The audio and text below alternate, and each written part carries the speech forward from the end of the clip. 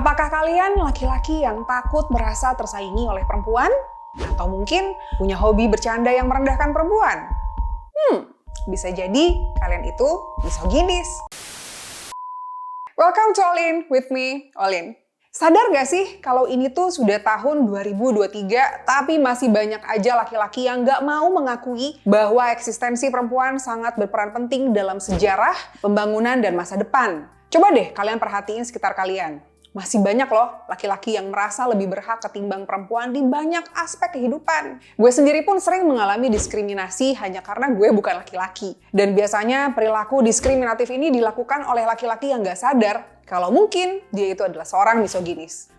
Kalau dilihat dari sejarahnya sih, kumpulan manusia yang gak suka dengan eksistensi perempuan ini sebenarnya sudah dari zaman Yunani kuno ya. Para misoginis ini dulu punya pemikiran kalau Adam turun ke bumi tuh gara-gara godaan Hawa. Jadinya perempuan semacam gak pantas untuk mendapatkan kelayakan di muka bumi. Yang konyolnya lagi, gara-gara mitos yang bermula dari cerita Adam Hawa tadi, para misoginis ini punya semacam keyakinan kalau perempuan itu adalah sumber dari kejahatan di dunia.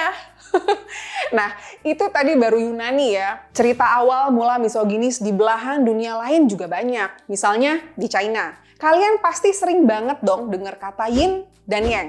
Nah, tahu nggak kalau yin itu adalah kekuatan yang bersifat feminin dan terkait dengan kegelapan dan kejahatan. Sedangkan yang maskulin itu adalah kebalikan dari sifat-sifat tersebut. Ini aneh, karena kalau melihat sejarah dunia dengan jumlah perempuan yang lebih banyak daripada laki-laki, fakta membuktikan kalau kejahatan dunia itu lebih banyak dilakukan oleh laki-laki.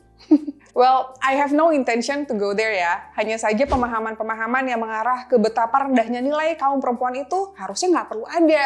Karena apa? Ya again, kita harus juga melihat bukti kejahatan di dalam sejarah dunia dong. Ya nggak? Iya tuh.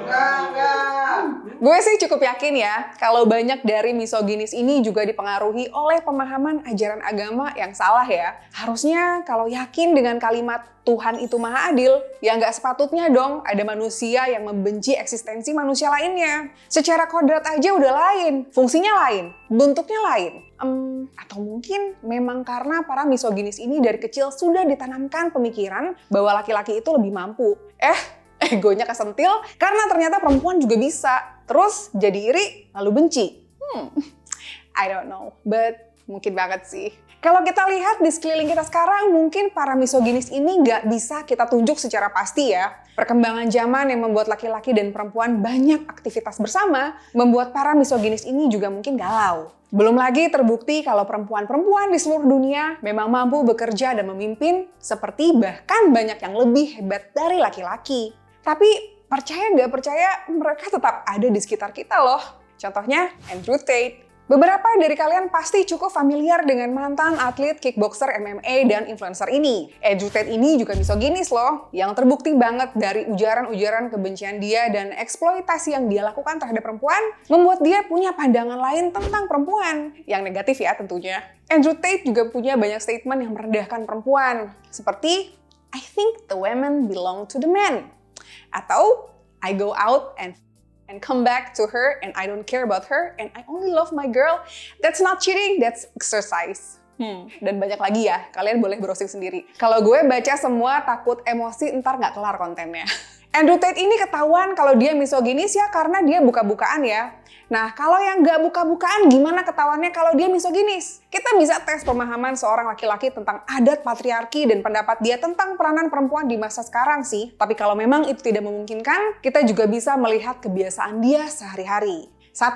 Misoginis biasanya punya kecenderungan untuk memperlakukan sesama laki-laki jauh lebih baik daripada ke perempuan. Biasanya dia bakalan kasar, sinis, dan merendahkan perempuan. Suka mengintimidasi, mengolok-olok, dan melakukan pelecehan juga loh. Dan gak selalu sama perempuan yang gak dikenal. Sama keluarga atau pasangan sendiri juga bisa begitu. Kedua, para misoginis ini biasanya gak mau banget tersaingi oleh perempuan. Pokoknya anti banget berkompetisi sama perempuan. Dia merasa kalau perempuan tuh gak boleh lebih baik dari dirinya. 3, biasanya mereka ini superior, mengatur berlebihan, egois banget sampai bisa posesif yang membahayakan. Kalau kalian tahu mereka-mereka yang bisa sampai melakukan tindak kekerasan karena cemburu, nah bisa jadi dia itu misoginis loh.